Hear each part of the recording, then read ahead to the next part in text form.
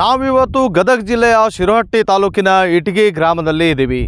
ಇವತ್ತು ಏನು ಇಟಗಿ ಗ್ರಾಮದಲ್ಲಿ ಇದ್ದೀವಿ ಅಂತಂತಂದರೆ ಇಲ್ಲಿ ಒಂದು RCB ಕ್ರಷರ್ ಗಣಿಗಾರಿಕೆಯನ್ನು ನಡೆಸ್ತಾ ಇದೆ. ಈ ಒಂದು ಗಣಿಗಾರಿಕೆ ನಡೆಸುತ್ತಿರುವುದರಿಂದ ಇಲ್ಲಿ ರೈತರ ಹೊಲಗದ್ದೆಗಳು ಬೆಳೆಯೋಕ್ಕೆ ಸಾಧ್ಯವಾಗ್ತಾ ಇಲ್ಲ. ಈ ಒಂದು ಧೂಳಿನಿಂದ ಬೆಳೆ ಏನು ರೇಷ್ಮೆ ಬೆಳೆಗಳಿದೆ, ಇನ್ನಿತರೆ ಬೆಳೆಗಳನ್ನು ರೈತರು ಬೆಳೆದಿದ್ದಾರೆ. ಈ ಒಂದು ಕ್ರಷರ್ ಪಾಯಿಂಟ್ ಪ್ರಾರಂಭವಾದಾಗಿನಿಂದ ರೈತರಿಗೆ ತುಂಬಾ ನಷ್ಟ ಆಗಿದೆ.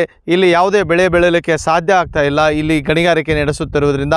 ಪಕ್ಕದಲ್ಲೇ ನೋಡಿ, ಇದು ಫಾರೆಸ್ಟ್ ಲ್ಯಾಂಡ್ ಇದೆ. ಇಲ್ಲಿಯೂ ಕೂಡ ಬಹಳಷ್ಟು ಧೂಳಿನಿಂದ ತುಂಬಿ ಹೋಗಿದೆ. ಇಲ್ಲಿಯ ರೈತರು ಇದ್ದಾರೆ, ಏನು ಹೇಳ್ತಾರೆ ಈ ಒಂದು ಕ್ರಷರ್ ಕಡೆಗೆ ತಮಗೆ ಏನು ನಷ್ಟ ಆಗಿದೆ ಅನ್ನೋದನ್ನು ಕೇಳೋಣ. ಇವರು ರೈತರು ಇದ್ದಾರೆ ನಮ್ಮ ಜೊತೆಗೆ.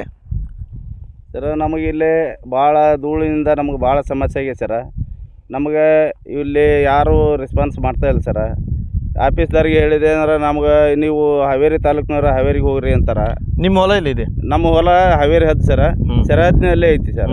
ಇಲ್ಲಿಂದ ಎಷ್ಟು ಮೀಟ್ರ್ ಇದೆ? ಇಲ್ಲಿದ್ದ ಒಂದು 300-400 ಮೀಟ್ರ್ ಐತಿ ಸರ. ಅವು ಇವರೆಲ್ಲ ಪರಿಹಾರ ಏನು ಮಾಡಿದ್ದಾರೆ? ಏನು ಮಾಡಿದಿಲ್ಲ ಸರ್, ಏನು ಮಾಡಿಲ್ಲ. ನಾವು ಇಲ್ಲಿಗೆ ಬಂದು ಏನಾರು ಕೇಳಿದ್ರೆ ನೀವು ಹಾವೇರಿಗೆ ಹೋಗ್ರಿ, ನಮಗೆ ಸಂಬಂಧ ಇಲ್ಲ ಅಂತಾರೆ. ಹಾವೇರಿಗೆ ಹೋಗಿ ಕೇಳಿದೆ ಅಂದ್ರೆ ಇದು ಶಿರಟ್ಟಿ ಹದ್ನಾಗ ಐತಿ, ನೀವು ಶಿರಟ್ಟಿಗೆ ಹೋಗಿ ಕೇಳ್ರಿ ಅಂತಾರೆ. ನಮ್ಗೆ ಯಾವುದೇ ಆದ ರೆಸ್ಪಾನ್ಸ್ ಸಿಗ್ತಾ ಇಲ್ಲ, ಮಾಡ್ತಾ ಇಲ್ಲ ಸರ್. ಓಕೆ, ಯಾವ್ದು ಪಾಯಿಂಟ್ ಇದು?